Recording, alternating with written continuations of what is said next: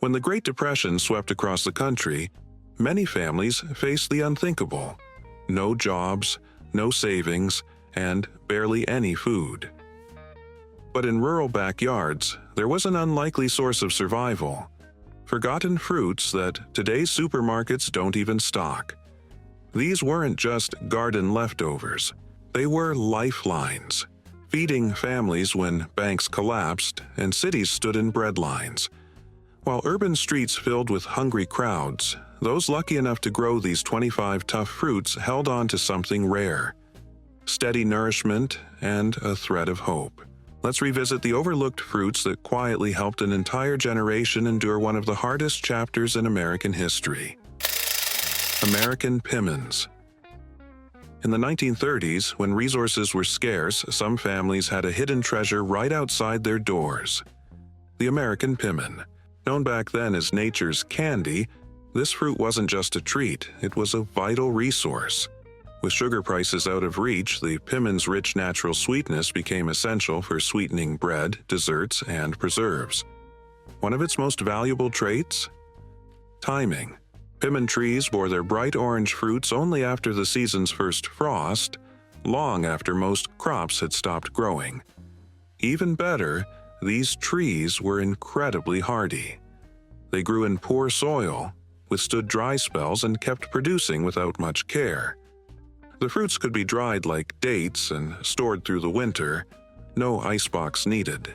On top of that, their high vitamin content offered rare nutrition during a time when fresh produce was nearly impossible to come by. The pawpaw. It might sound unusual today, but during the Depression, it was a hidden gem. Picture a fruit with creamy flesh and a flavor like a tropical mix of banana, mango, and pineapple. Only it wasn't shipped in from far away. These native fruits grew wild in the woodlands of the eastern U.S., and some could reach 6 inches in length. At a time when food was scarce and anything sweet felt like a luxury, pawpaws delivered both comfort and nourishment. Families would go out in the fall to collect them by hand, enjoying the rare treat that felt like a little piece of the tropics. What made pawpaws even more special was how easy they were to find. No planting or tending required. And while most fruits are mostly sugar and water, pawpaws offered something extra: protein. They contain up to 7% protein, making them a valuable source of nutrition when meat was too expensive or unavailable. As families learned they could grow these trees from seed, pawpaws went from wild forest find to homegrown staple, quietly supporting survival in some of the nation's toughest years. Huckleberries. Today, most people barely think about huckleberries. But back in the Depression, they were a trusted staple. These wild berries carried a bold flavor and more nutrition than many of the fruits we grow in gardens today. Unlike blueberries, which required careful soil conditions and attention, huckleberries thrived on their own in forests and highlands across the country. Families would plan outings to collect them, often returning with buckets full to turn into preserves that would last through the colder months. Their rich antioxidant content, higher than even blueberries, offered much-needed health support when seeing a doctor simply wasn't an option. What made huckleberries especially useful was how well they kept. Thanks to their thick skins, these berries could stay fresh for weeks without any refrigeration, something that wasn't possible with most other fruits. This meant families could stretch their harvest much further, enjoying fresh berries long after picking season had ended. Some families even brought wild bushes home, planting them in their own yards to create a dependable food source close by. Though these bushes grew slowly, they were built to last, producing fruit year after year, becoming more valuable as time passed during the long grind of the Depression. Wild black raspberries. While many fruits needed dedicated space and careful tending, some Depression-era families found something better hiding in plain sight: wild black raspberries. These native berries flourished along fence lines and forest edges, places too overgrown or ignored for farming.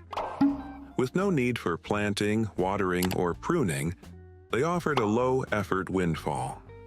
Packed with rich flavor and nutrition, they often outshined their garden-grown counterparts.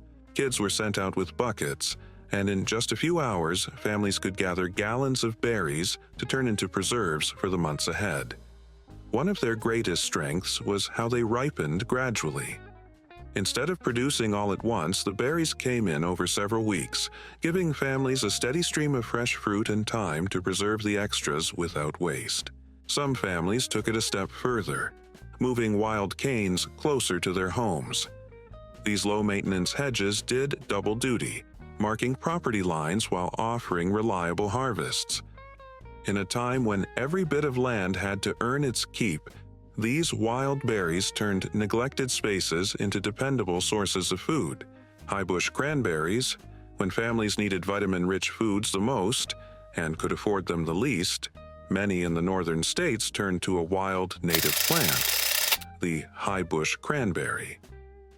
Despite their name, these weren't true cranberries but a type of viburnum that bore clusters of bright red berries. What made them special was their timing. Unlike most fruits that had to be picked and preserved before frost, high-bush cranberries actually tasted better after freezing.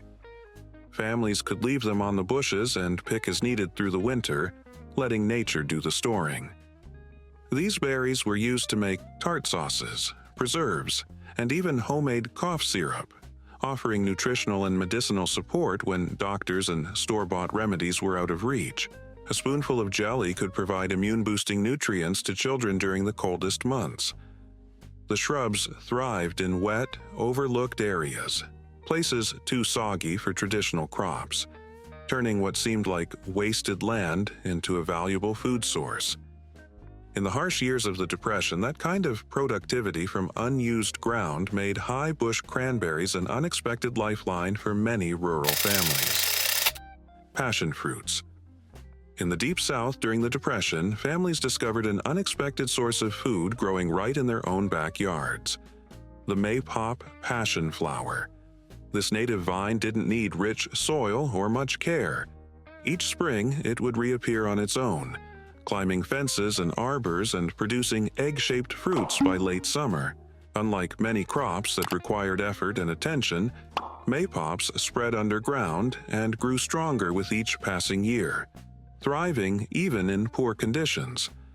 The fruits held a tangy, seed-filled pulp that could be turned into flavorful juice, jams, or syrups when sugar was on hand. But what truly set these vines apart was their twofold yield. In early spring, families could pick the tender shoots and cook them like leafy greens. Then, by late summer, the vines offered full-sized fruit, providing nutrition through multiple seasons.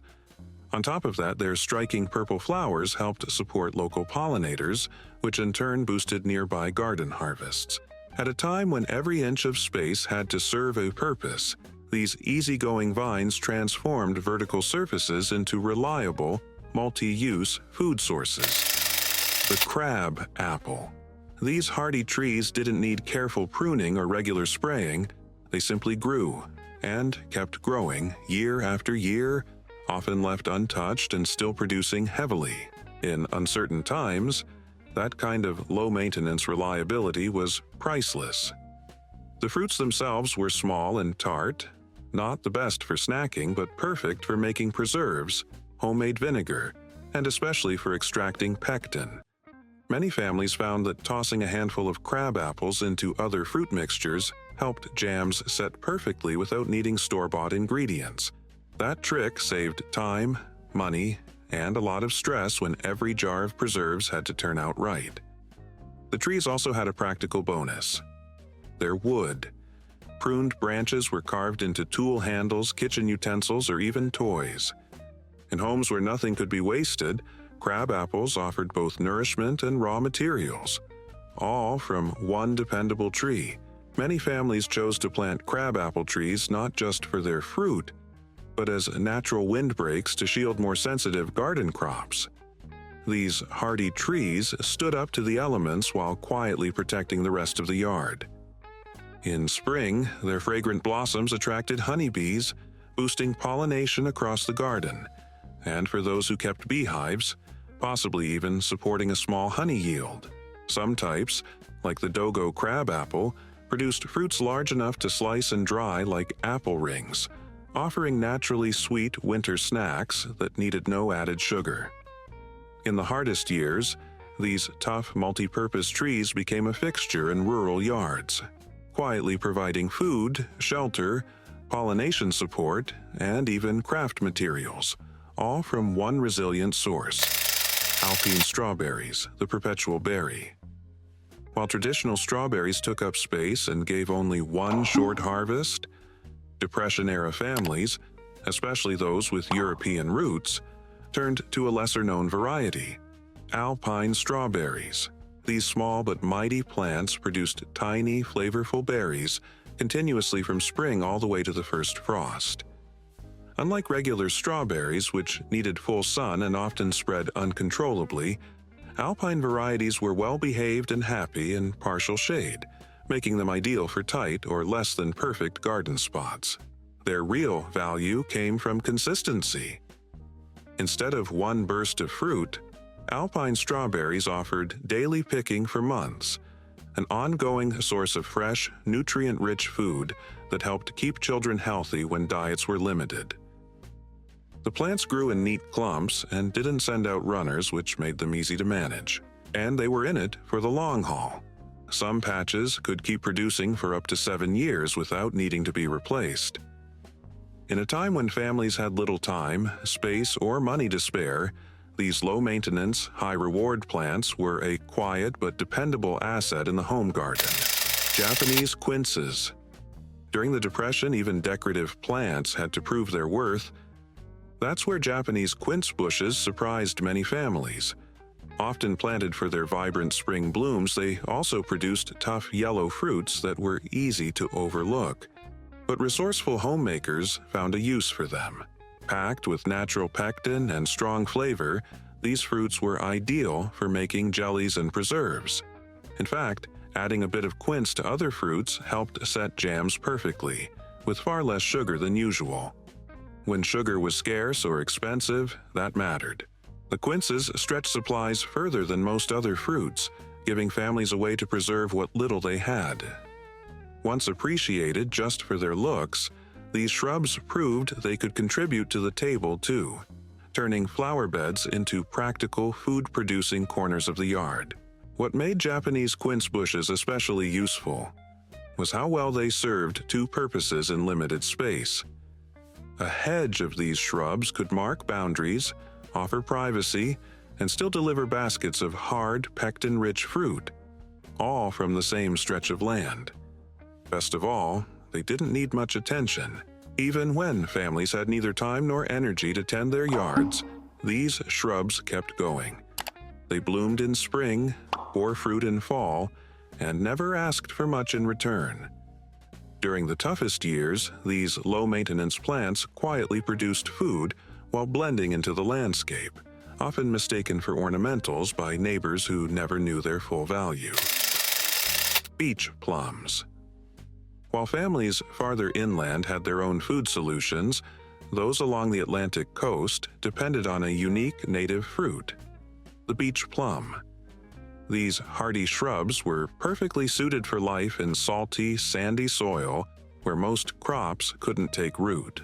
Growing wild along the dunes, they offered generous clusters of small purple plums, ideal for turning into flavorful preserves. Coastal families would gather them by the bucket, cooking up batches of beach plum jelly that became sought-after goods for bartering with inland neighbors who didn't have access to this seaside delicacy. What made beach plums so valuable was how effortlessly they thrived in land others considered useless. Wind-blown, sandy plots that couldn't support regular crops produced gallon after gallon of fruit with no upkeep required. Some coastal families saw their potential and began planting them around their properties, not just for food, but as living fences to buffer against the sea breeze. In a time when every resource counted, these resilient plants turned rugged coastlines into reliable sources of nourishment and helped keep many shoreline communities afloat. mayhaws. While families in the northern states turned to their wild berries, those in the south had their own secret weapon during the Depression: the mayhaw. These small fruits, resembling tiny apples, ripened in early May, well before most other fruits were ready, making them a lifeline at a time when winter supplies had run low and spring gardens were still growing. Found in swampy, flood-prone areas that weren't useful for traditional farming, mayhaws grew where little else could, offering vital early-season nutrition. Families would trek into the wetlands, often waist-deep in water to collect buckets of these prized fruits. Their tart flavor made them perfect for rich, ruby-red jellies and syrups. But it wasn't just about survival. The jelly made from mayhaws was so flavorful and unique that it became a cherished item. Even families with little to spare would set aside jars as gifts or trade them for other essentials. In the hardest years, these swamp-grown fruits brought both nourishment and a rare taste of sweetness to southern tables. Autumn olives. During the Depression, it wasn't enough for a plant to produce food. It needed to serve several roles at once. That's where autumn olive shrubs came in. These silvery-leaved plants didn't just yield fruit. They improved the land around them by fixing nitrogen into the soil, helping neighboring crops grow better. In the fall, mature shrubs produced an astonishing amount of small red berries, up to 80 pounds per plant. When other fruits were long gone, these berries delivered a much-needed burst of nutrition. Families learned that the tart, sweet berries could be turned into bright preserves, tangy juices, or dried into fruit leathers that stored beautifully through the winter. In an era where every harvest mattered, autumn olives earned their place as a powerful ally, feeding families while quietly enriching the land they depended on. What made autumn olives especially valuable during the Depression was their ability to grow where most other food plants couldn't. These hardy shrubs thrived in the toughest soils, even gravel or heavy clay, turning land that seemed useless into a steady source of food. Once established, the plants spread quickly thanks to birds scattering their seeds, transforming a single shrub into a wide, fruit-bearing thicket in just a few years. For families with little time or resources, that kind of self-sufficiency was priceless. Autumn olives needed almost no care, yet kept expanding, offering not just berries but a growing sense of food security. Their dense growth made them ideal as natural property boundaries and windbreaks, protecting gardens while making use of otherwise empty ground. The thick foliage also sheltered birds and other helpful wildlife, creating a small ecosystem that kept pests in check. In the hardest times, these fast-spreading multi-purpose plants quietly turned neglected land into something families could count on. The berries of the autumn olive had hidden strengths that weren't fully understood during the Depression but are well documented today. They contain up to 17 times more lycopene than tomatoes, a powerful antioxidant known to support overall health. Though families back then couldn't name the compounds, those who regularly consumed the berries often seemed more resilient to illness. Another advantage lay underground. The plant's deep root systems helped anchor soil on steep or erosion-prone land. During the Dust Bowl, families with autumn olive hedges saw their soil stay put, while neighboring farms watched theirs blow away. These unassuming shrubs didn't just feed people. They helped keep entire farms from falling apart. June berries and service berries. After months of relying on canned and dried goods, the first signs of spring brought something truly valuable: fresh fruit. That's where June berries stepped in. These native berries were among the earliest to ripen, showing up well before strawberries, and delivering a much-needed boost of vitamins just as winter was ending. While store-bought fruit remained out of reach for most Depression-era families, June berries offered something better: a reliable, homegrown source of nourishment that returned stronger each year. Their deep purple color resembled blueberries, but their flavor had a subtle almond note that set them apart. After a season of preserved foods, these fresh, flavorful berries felt like a reward. families came to appreciate how little effort these plants required. They didn't need spraying, feeding, or constant care. Yet they produced generous harvests every spring. And as the years passed, Juneberry bushes matured into lovely small trees that added charm to even the simplest yards, combining beauty and food in one dependable plant. What made Juneberries stand out most was how dependable they were. Their blossoms came late enough in the season to dodge damaging spring frosts, and they still managed to bear fruit even in dry years when other berry crops struggled. In a time when every harvest mattered, their consistent yield offered peace of mind to families who couldn't risk losing food to bad weather. Gooseberries. Most berries needed just the right soil, plenty of sun, and constant attention, but not gooseberries. During the Great Depression, families turned to these tough, no-fuss plants that grew just fine in shady spots, poor soil, or forgotten corners of the yard. And they didn't just survive, they thrived. These weren't the mild varieties you might see now and then today. They were rugged, high-yielding bushes that offered 2 rounds of harvest. The early green berries, tart and sharp, were perfect for baking and preserving. Later in the season, they'd ripen to a deep red or purple, becoming sweeter and ideal for fresh eating.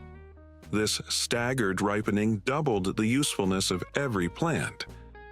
But what made gooseberries even more of a blessing was their ability to preserve themselves, almost literally. Thanks to their natural pectin, families could turn them into jams and jellies with little or no added sugar, which was often too pricey to afford. Even better, gooseberry bushes were long-lived and low maintenance. Once planted, they kept producing more fruit each year. One row could yield gallons with hardly any effort. Currants. During the Depression, one of the biggest concerns for parents was keeping their kids healthy, and that's where currants quietly became essential. These tiny berries didn't look like much, but they held a secret weapon: an incredible amount of vitamin C, packing as much as 4 times more per serving than oranges. At a time when citrus was costly and hard to find, currants offered a backyard solution. Many mothers would turn the berries into preserves to make sure their children got the nutrients they needed through the colder months. Currants also made sense for small spaces. A single full-grown bush could yield up to 10 pounds of fruit, all while taking up very little room, ideal for families living in cramped urban plots. On top of that, they were cold weather champions. In states from Michigan to Maine, where other fruits struggled, currants thrived. They welcomed harsh winters and short summers, growing strong and fruiting heavily even in challenging conditions. For many northern families, these tart little berries were more than food. They were a line of defense when healthcare was out of reach. Choke cherries. When families needed nutrition the most and could afford it the least, many turned to a native tree long known to indigenous communities, the choke cherry. These hardy trees grew wild across much of North America and produced heavy crops of small dark berries without any need for care or cultivation. Though the name might suggest bitterness, families found that with a bit of sugar and heat, the berries transformed into delicious jellies and syrups with a deep cherry flavor that kids eagerly enjoyed. Beyond taste, choke cherries offered something even more valuable: exceptional health benefits. Their antioxidant levels ranked among the highest of any native fruit, making them an important ally in staying healthy when visits to the doctor were out of reach. These trees also stood up to tough conditions. In drought-ridden regions during the Dust Bowl, when many crops failed, choke cherry trees kept bearing fruit. They became a dependable source of food and simple medicine, often found along roadsides and forest edges, turning overlooked land into lifelines during some of the country's darkest years. Medlars. During the Great Depression, fresh fruit in the middle of winter was almost unheard of, especially without refrigeration.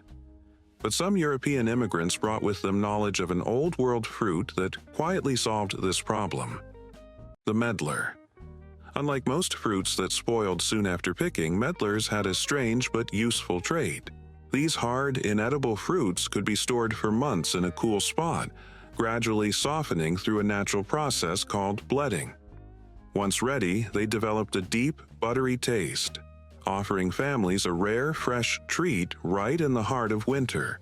Families would gather the fruit after the season's first frost, nestling them into boxes lined with straw and checking regularly for the perfect soft texture that signaled they were ready to eat. Medlar trees didn't need much attention, and once established, they could keep producing for over 50 years. In a time when everything felt uncertain, planting a tree that offered a slow but reliable reward, especially one that delivered food when nothing else would, was a smart move for families thinking ahead. Nanking cherries. In the Depression era, time was often just as scarce as money. And that's where Nanking cherries earned their place in the garden. Unlike many fruiting plants that took years to mature, these quick-growing shrubs could go from bare roots to full harvests in just 2 seasons. For families forced to move or start over, this fast turnaround meant they could count on getting fruit even if their stay was temporary. Renters and those with small plots found comfort in knowing they'd get something back before life changed again. But speed wasn't the only reason these bushes were prized. Nanking cherries were tough. They didn't complain about poor soil, dry spells, or a little neglect. They just kept producing. Their small, tart red cherries ripened early in the summer, right when fresh fruit was still hard to come by. Families used them for jams, juice, and homemade wine, all without the tedious work of pitting like with regular cherries. As a bonus, the shrubs could double as low fences, keeping animals out of gardens while offering a steady crop from the same bit of land. An important feature when every square foot had to serve a purpose. Ground cherries. These little plants packed a surprising punch. Tiny, sweet fruits about the size of marbles, each one tucked neatly inside its own papery husk. It was like growing candy right in your garden. The natural husk acted like built-in storage, keeping the golden fruit protected and fresh for months without needing refrigeration. Back in the Depression, kids would wander through the garden, thrilled to peel open the husks and enjoy the sweet, tropical-like flavor, somewhere between pineapple and vanilla. But the real brilliance of ground cherries was how effortlessly they kept coming back. Once planted, they reseeded themselves year after year, needing no extra help. For families struggling to afford new seeds, this trait made them a treasure. You could simply gather the fruit, store them right in their husks in a dry, cool spot, and enjoy bursts of sweetness long after the growing season ended. Cornelian cherries. In the face of hardship, some immigrant families brought with them a time-tested solution from the old world, the Cornelian cherry. These bright red fruits, part of the dogwood family, weren't true cherries, but they played a critical role in food security when the country needed it most. Ripening in late summer, they came just after most fruits were finished, adding several extra weeks to the harvest season. Their real superpower, though, was nutrition. Packed with more vitamin C than oranges, Cornelian cherries became a key tool in fighting off scurvy in communities with limited access to fresh produce. Families used them to make tart jams, refreshing juice, and even as a stand-in for cranberry sauce. And the trees. They were built for the long haul. Some continued to produce for over a century. In a time when everything felt uncertain, planting a tree that could feed not just your kids but your grandkids too brought both food and a sense of hope. Barberries. During the Depression, even fences were expected to pull their weight, and that's where barberry hedges proved their worth. Often planted to mark property lines or keep animals out, these dense, thorny shrubs held a hidden advantage. Their small, bright red berries were packed with vitamin C, offering critical nutrition during the winter when fresh produce was scarce. While too tart to eat raw, families discovered they made excellent preserves and medicinal syrups, helping to ward off scurvy when citrus was out of reach. Barberries had another edge. their natural pectin levels. This meant less sugar was needed to make jams and jellies, an important trait when sweeteners were expensive.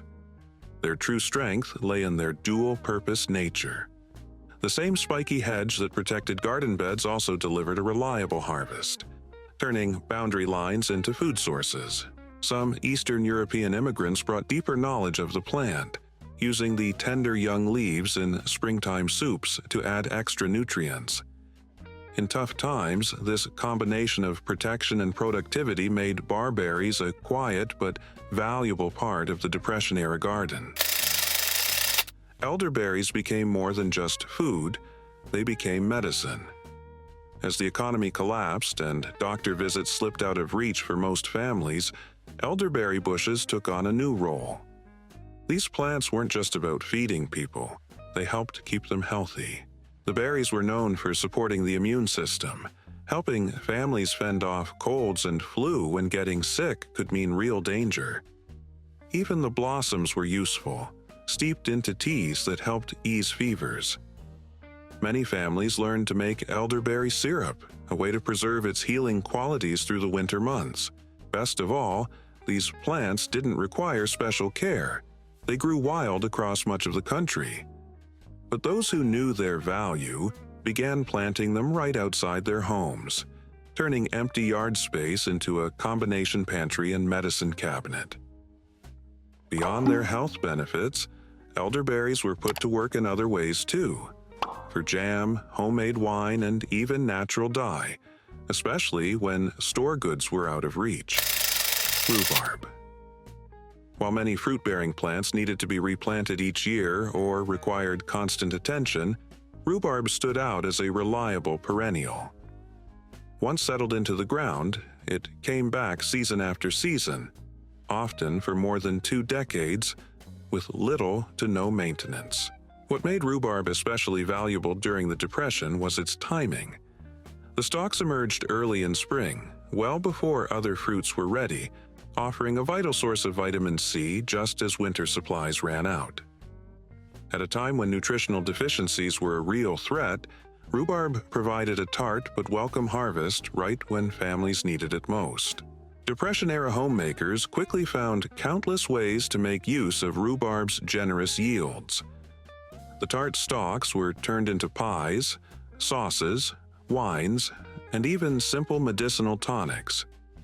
When sugar was hard to come by, families often mixed rhubarb with sweeter fruits like strawberries to stretch what little they had. But one of rhubarb's greatest strengths was its independence. It flourished with little to no attention, producing reliable harvests year after year, even when families couldn't afford time or resources for gardening. In the toughest seasons, rhubarb kept growing when other crops failed, earning it a trusted spot in Depression-era food plans. Though the broad leaves were toxic if eaten, they had their own set of practical uses. Their size and texture made them ideal for wrapping butter before refrigeration was common, and their natural acidity helped keep dairy from spoiling during trips to market. Some families even got creative, using the leaves as makeshift sun hats while tending gardens or as quick cover from unexpected rain. In a time when everything had to serve a purpose, even rhubarb's inedible parts proved useful. Rhubarb wasn't just valued for its culinary uses. It also played a quiet but important medicinal role during the Depression.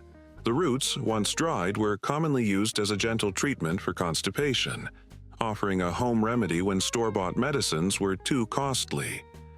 The stalks themselves contained essential minerals like calcium and potassium, which helped prevent deficiencies in diets often lacking in dairy and other fresh foods. One of the most remarkable things about rhubarb was its role as a seasonal marker. When those first red-green shoots broke through the soil, families knew it was time to ready their garden beds. In an era when few could afford almanacs or formal planting guides, rhubarb served as nature's calendar, its consistent growth helping families time their planting with confidence. And once it was established, rhubarb was incredibly productive. A single patch could yield 20 to 30 pounds of stalks each year, all without the need for fertilizer or upkeep. That kind of output was enough to fill pantry shelves with preserves, adding brightness to winter meals when fresh food was long gone. For many, rhubarb became more than just a plant. It was a symbol of endurance, quietly delivering food, structure, and stability in the face of hardship. Mulberries. The mulberry tree. What set this tree apart was its astonishing output. One mature tree could yield as much as 50 gallons of fruit in a single season. At a time when every meal counted, mulberries were like having a backyard orchard on autopilot. For about 6 weeks each year, the trees would drop fresh berries daily. All families had to do was lay out some cloth beneath the branches and gather the bounty. But mulberries weren't just for snacking. Families found clever ways to stretch their usefulness, eating them fresh, cooking them into jam, or drying them like raisins to store for winter. And the benefits didn't stop there. Extra fruit went to the chickens and pigs, keeping livestock fed without added cost. What made mulberries so dependable was their resilience. They needed no pruning, no pesticides, no special attention. Unlike other fruits that could fail under stress, mulberries kept going strong, even in drought or poor soil, offering a steady supply of food when it was needed most. Buffalo berries. In the parched lands of the Dust Bowl, where drought ruined traditional crops, families discovered a rugged survivor: the buffalo berry. These native shrubs, with their distinctive silvery leaves, had adapted to the punishing plains, drawing moisture from deep underground when other plants withered. Unlike fragile orchard trees, buffalo berries bore fruit even in the harshest years, offering clusters of red, tangy berries that ripened after the first frost. Before they turned red, the berries shimmered like tiny silver beads. Once the cold hit, they softened and sweetened, allowing families to pick them at their own pace instead of rushing to preserve a quick-spoiling harvest. Native American communities had long valued these berries and shared their knowledge with Depression-era settlers. One favorite preparation involved whipping the berries with sugar into a light pink foam that stayed airy for hours, a rare bit of sweetness in a time when desserts had all but disappeared from daily life. These 25 fruits were more than just food. They were lifelines for families facing the harshest years in American history. Each one earned its place through resilience, reliability, and the ability to grow when little else would. Many of these plants are still around today, thanks to passionate growers who recognize their lasting importance. If you enjoyed exploring this chapter of Depression-era gardening, don't forget to give this video a like and subscribe for more insights from the past. Which of these fruits stood out to you the most? Let us know in the comments. We'll see you next time as we uncover more hard-earned wisdom from those who came before us.